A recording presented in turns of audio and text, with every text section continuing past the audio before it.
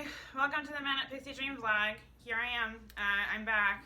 It's been a while, and I'm overdue. I should just do, just so I know I'm still doing it, you know what I mean? COVID's really changed things. My energy is just gone. Like, if I can set an example of somebody who's really struggling with depression during COVID, it's me. I'm really struggling. It's really not good. Yeah, like the government can't do this to us. Like the government, they can't fucking do this to us. They can't keep us locked in our apartments and just take away our lives like this. They can't fucking do this. But yet they can. You know? Yet they can. What the fuck? You know? What the fuck? Ridiculous. Unbelievable. Just what the fuck? I don't know. I had a rough night last night. Just like a COVID rock bottom. Okay. So, as you can imagine, my loneliness is killing me. And, I wouldn't say I've been promiscuous, but there's like a guy I'm calling, who I hook up with from time to time and stuff, and he's cute. He's really sexy. He looks like Zayn from One Direction. Really sexy guy. Big dick too, which is like sort of my lot in life. I always attract big dicks to me for some reason, even though my pussy is like this. You know what I mean? I have the tiniest pussy. That's the thing. I have such low self-esteem, but you know what? I really shouldn't. I'm beautiful and I'm smart and I'm educated and I'm funny and I have a great personality and I'm really nice and I'm a good person. You know what I mean? And and in all my relationships that I've had, I've always tried to be very honorable in them, and try to be very loyal and supportive. I always try to be a really good girlfriend in every relationship I've been in. I've always tried to be a really good girlfriend, Nobody can say that I haven't, So maybe I deserve this. Maybe I deserve it. Maybe it's okay for me to go out there and just kind of, get my dick wet a little bit, Maybe it's okay.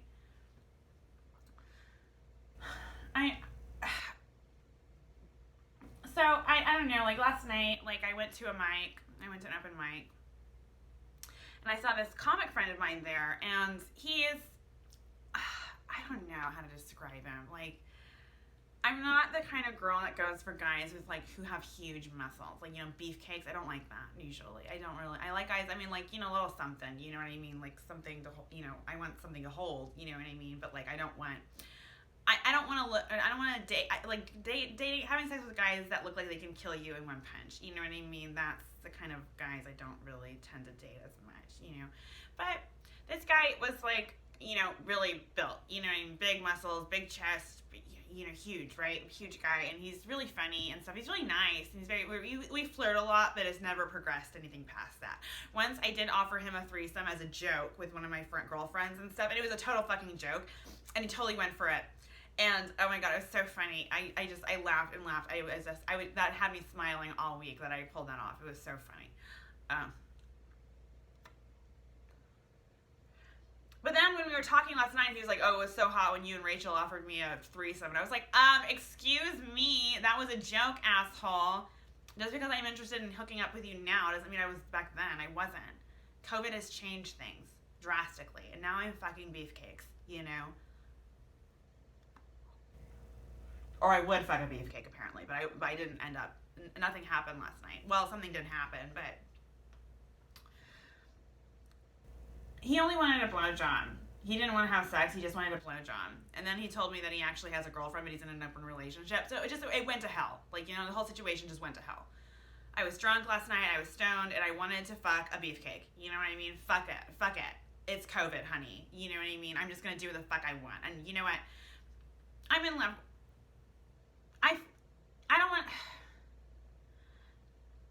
I just want to say the things that I want to say that I can't ever say. I can't talk about these things, except here. You know what I mean? And that's just it's the right place to go to talk about them. You know what I mean? The stuff that you can't really relay on anybody else, you relate onto the internet. You know what I mean? That's how things are done nowadays, right? So I just feel I feel a lot of love for someone and who's not there, And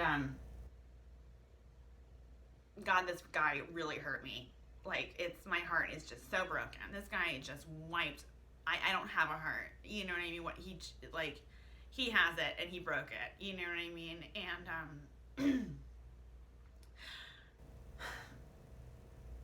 but I care about him, and it's like one of those things where it's like you're sad when he's sad, and it makes you smile when you know that he's fine and that he's happy. You know what I mean? It doesn't feel like it's just an infatuation. And for the effect that this guy has had on me, it doesn't feel like it could have been just from an infatuation. That's not what it feels like. This guy really got in my head.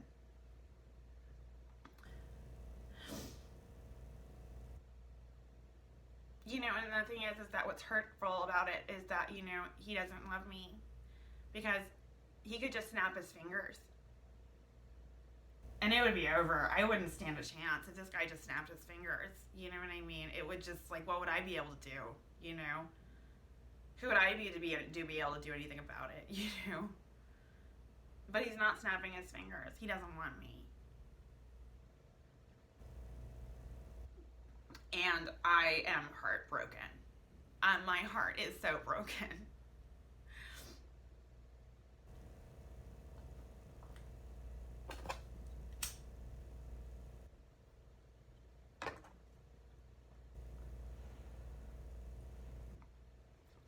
And I just don't feel like myself anymore. Y'all, I was doing comedy before COVID. I was stripping before COVID. I had an exciting life. I had an exhilarating life. I was going 150 miles an hour down the freeway, just nonstop. And I wanted it to stop. I wanted it to slow down, but not this much. Not this much. Wow. You can't slow people down this much. You can't just take everything away from people. Especially with people who didn't have much to begin with. I didn't have much. I had comedy and I had stripping. I had my friends and I had my family and I had my life. And I had boys, had nights out, I had everything.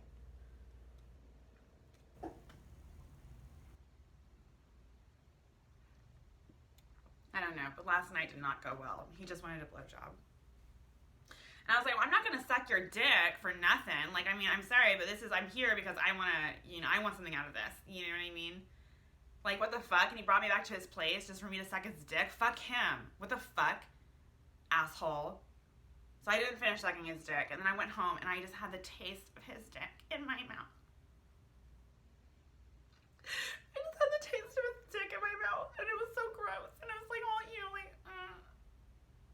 that moldy, salty taste. You know what I mean? But it's like if you love somebody, if you really love somebody, and you suck their dick, that tastes good. I don't know why, it just does. You just like the taste of the guy's dick if you really like him, if you really love him, I didn't like the taste of this guy's dick. I didn't like it. And it was in my mouth. And then I brushed my teeth. And even after I brushed my teeth, I could still feel it in the back of my throat because he had a big dick.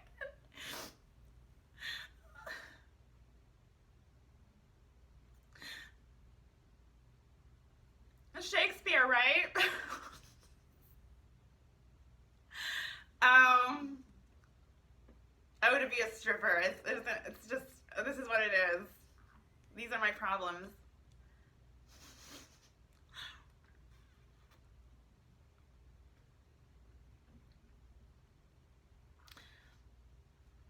Yeah, and then I could still taste his dick, and I swear to God, I could still even taste it this morning. It was so disgusting, and I did a Bible study, got it all, got it off my chest, received the Lord a little bit, you know what I mean, in that moment, so that was good.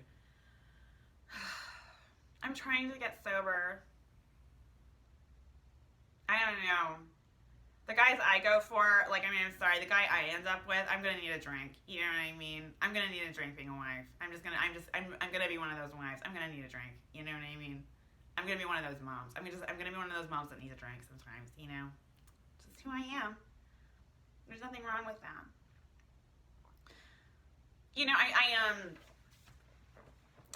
I almost made a big name comic. I almost made him a client. I mean, the clubs are closed, so he wouldn't have been able to come in until after the clubs open. And he might still do it. He might still come in, and I might be able to, I might be able to make some money off of a comic, and have him throw ones on me on the stage when I stand before him in all my naked glory, you know? That's the dream. I mean, if you're a stripper, that's kind of the dream, you know what I mean? And so he wanted to come in. I started talking to him, and I was like, oh my god, I'm such a big fan. I love your comedy. You know what I mean? And he's kind of like a younger comic, really cute, you know. And he was just like, yeah, and so he's like, you seem so nice. You seem like such a nice girl. And I was like, no, I'm not a nice girl. I'm a bad girl. And he's like, oh, why are you a bad girl? And then I was like, because I'm a stripper. And you know what I mean? So anyways, playing the long game, right? You know what I mean? Like, let's reel him in, Caroline, you know. And then he was like, oh my god, like, what's your stripper name? I was like, Peaches. And then he's like, oh my god, that's so hot. I think that's so hot. And he's like, I want to come see you. I want to come see you dance in the club.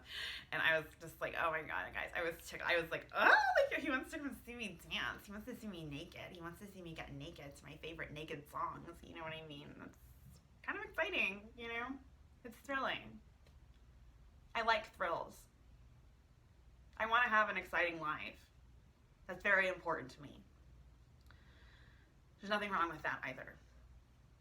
There's nothing wrong with wanting an exciting life. That's the kind of person you are. There's nothing wrong with wanting that. You shouldn't have to settle for boring.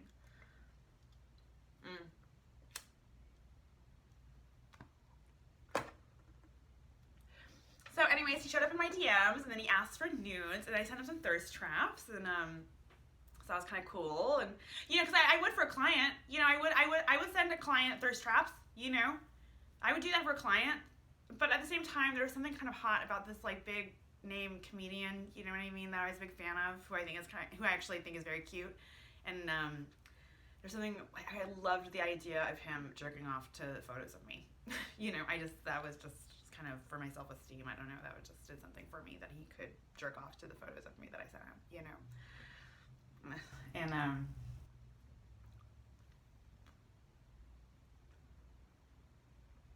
but the next time I saw him, we were talking again, this time with some mutual friends. And he said, like, and he just kind of went negative. Like, oh, what do your parents think? It must be so hard being a stripper. You must meet a lot of bullshit guys, huh? You know, he just totally flipped the script.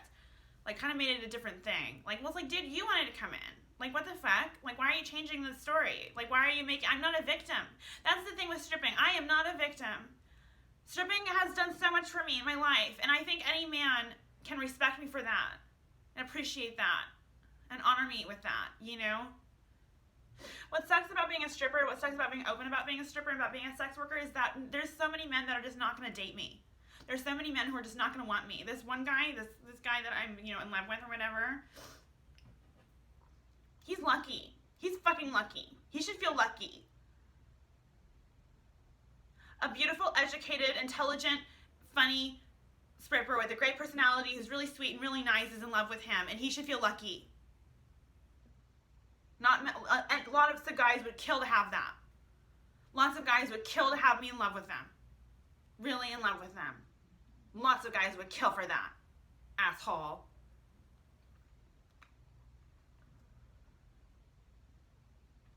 And anyways, so with this guy, this other comic, right?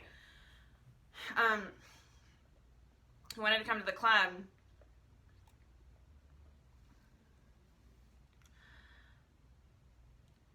I would show him an amazing time. And if he comes in, I am going to show him the best time. I am going to spike his drinks with Tito's, and I'm going to, you know, get out my pixie dust and just show him and he and I will have a fucking ball. I'll introduce him to all of my friends at work, and I'll make sure his friends have an amazing time. It'll be fantastic. You know what I mean? That's the life. And you know, everyone's so worried about things coming back. Bitch, when things come back, they will be back. You know what I mean? The boys are going to be back in town. You know what I mean? It's going to be back, y'all. After a famine, there is a feast. So this is if I'm going to get biblical and I'm going to get philosophical, this is what I think. I think the rapture of all those famous people that died in 16, I believe that that was a sign of the famine, and I think that set the famine into motion. So anyways, so there's going to be 7 years of famine. So it's going to be, you know, It's going to be slow moving at first, but y'all, in a couple of years, just imagine how it's going to be in just a few years. Ooh. Imagine how it's going to be next year. When things open back up, it's going to open back up and the floods are coming. So batten down the hatches. Things are going to get wild. And I'm going to be right there in the middle of it at comedy clubs and strip clubs. Because I'm a smart girl and I know what I'm doing. I know I wanted an exciting life, bitch. I got it. I'm going to be in the comedy clubs during the most exciting time in the history of America. After COVID. Post-COVID. Post-COVID parties. Post-COVID comedy clubs. Post-COVID strip clubs. Man. Fuck. Well, anyways, hopefully I'll find a nice boy. You know, and I'm going to. I will. There's a lot of nice boys out there that'll love to marry me. And get me pregnant. Make me a mom. You know, there's lots of nice boys that'll do that. So, you know what? That guy that I'm in love with, who's out there fucking around, not giving a shit about that, he doesn't have to worry one little bit about me. But I worry about him. I do. Because I really do care about him. I really do love him. And it was an amazing thing that as awful as he was to me, I turned around and I loved him instead. For what he did to my boundaries. That's what he is. He's a boundary rapist. Let's put him that. He doesn't let you have boundaries. And that's abuse.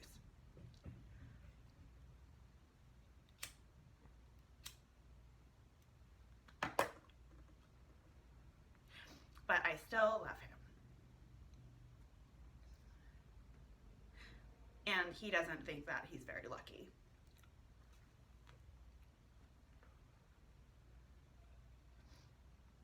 But I hope he's grateful for that. Anyways, well, that's all I wanted to get off my chest today. That's my vlog for today. Hope, like and subscribe and share. And you know, about the whole Crystalia thing and stuff, you know what? I'm praying for him. That's how I'm going to respond to this. I'm going to pray for him. I'm going to pray for his family. I'm going to pray for his health, his well-being, and his emotional well-being, and his safety as well, his safety. And I'm going to pray for his career. And that he is able to find accountability, and he's able to take responsibility for himself and become a good person. So that way, evil doesn't have to win out in this situation, you know. And I think that's the best way we can look at things, is to look for ways to forgive. Let's all look for ways to forgive, to make sure everybody is okay.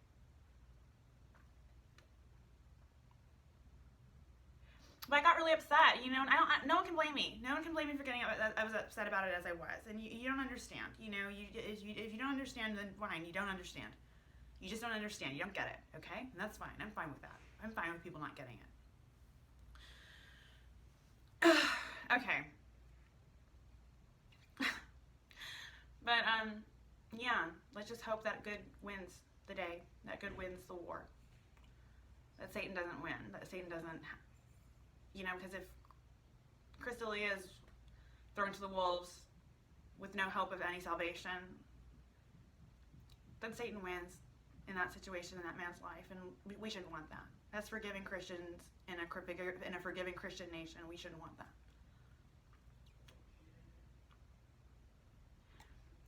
We should want justice, not cancellation. Well,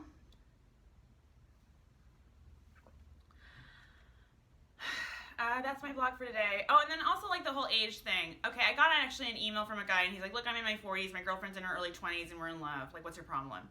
And so I just said this, like, look, it makes me uncomfortable. That's how I feel. It just makes me a little uncomfortable. This is how it works. Women, we date men our age up to 10 years older, right? Men date women their age up to 10 years younger, right? I think anything more than 10 years younger, I think it gets to be a little creepy. I think, you know, you should want to, you know, date people who are within your generation, people who you can relate to and have things in common with, you know. And I don't know. I just think that's what I do. I date guys my age up to 10 years older. You know, I don't date guys that's younger than me. I don't date guys younger than me. But, you know, if you are going to date, the thing is that I think that guys that are in their 40s and they're going after girls who are in their early 20s, it's like, what are you doing? I don't trust that. I really don't trust that. That's predatory. That makes me worried. That makes me worried for the girl. That makes me worried for the girl, the young 20-something girl in her early 20s. It makes me worry about her, that he's trying to do something. Because you know what? I'll tell you what, older guys, they're smarter, faster, stronger, and they can take advantage. You know? They can take advantage of young women, and we should all be wary of that. Should all be concerned about that. And you know, I've been the girl on the arm with the older guy at a party, and I hate being that girl. Everyone's looking at me. Everyone's judging me. Everyone thinks I'm a hooker. Everyone thinks I'm just after this guy's money and stuff. Nobody respects me. I don't like being that girl in that situation. I didn't like it. I didn't like dating older guys when I was a younger girl. I didn't. And I didn't, you know, and again, I'm speaking from experience. I had bad experiences dating older guys when I was a younger girl. I did.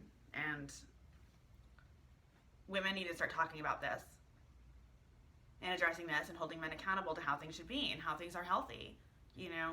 And we need to have conversations and talk about it, you know, and you know, make room for the exceptions. Yes, there are happy, healthy relationships where the man is older and the girl is younger and vice versa, whatever, and that it all works out and everybody's happy. And if that's the situation, as long as the girl is safe, as long as nobody's being abused, I'm happy with the situation.